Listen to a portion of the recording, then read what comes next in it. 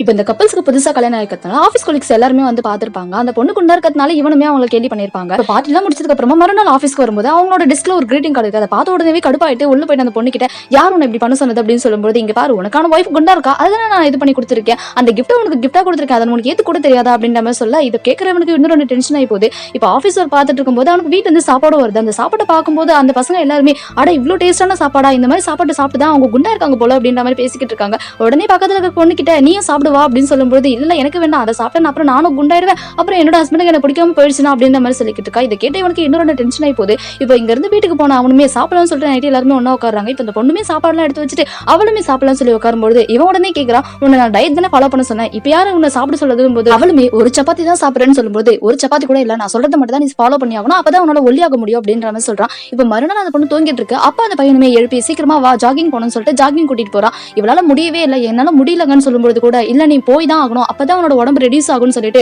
ஜாகிங்லாம் போயிட்டு வீட்டுக்கு அவ்வளவு சூரா வந்துகிட்டு இருக்காங்க. அந்த பையனோட அம்மாவுமே நீ இன்னும் சாப்பாடு கூட செய்யல, அவன் எப்போ ஆஃபீஸ் கிளம்பி போறதுன்னு சொல்லும்போது நான் உடனே செஞ்சிடறேன் அப்படின்னு சொல்லிட்டு அவ்வளவு கஷ்டப்பட்டு ஓடியும் அவன் வேலையும் செஞ்சு முடிச்சிடறா. இப்ப சாப்பிடலாம்னு சொல்லி உட்காரும்போது அவன் உடனே சப்பாத்தி எல்லாம் சாப்பிடக்கூடாதுன்னு சொல்லிட்டு பக்கத்துல ஒரு ஓட்ஸ் பாலுன்னு சொல்லிட்டு ஏதோ இருக்குது, அதெல்லாம் கலந்து மிக்சர் பண்ணி எடுத்துட்டு வந்து அந்த பொண்ணு கிட்ட கொடுக்குறா. இதை பார்க்கும்போது இதைதான் நீ சாப்பிடணும்னு சொல்றா. அதை கேட்கும் போது அவளுக்குமே ஒரு மாதிரி கஷ்டமா இருக்கு. என்னங்க இதை போய் சாப்பிடதான்னு சொல்லும்போது, இதை சாப்பிட்டதான் உடம்பு சீக்கிரமா ரெடியூஸ் ஆகும், இதை சாப்பிடு அப்படின்னு சொல்லிக்கிட்டு இருக்கான். இப்ப அவன் ஆஃபீஸ் கிளம்புறதுக்கு அப்புறமா இவளுக்கு பயங்கரமா பசிடுக்க ஆரம்பிக்குது. ஆனா எதையுமே சாப்பிடவும் முடியல. அவங்க மாமியாருமே சாப்பிடக்கூடாதுன்ற மாதிரி தடுத்து வச்சிருக்காங்க.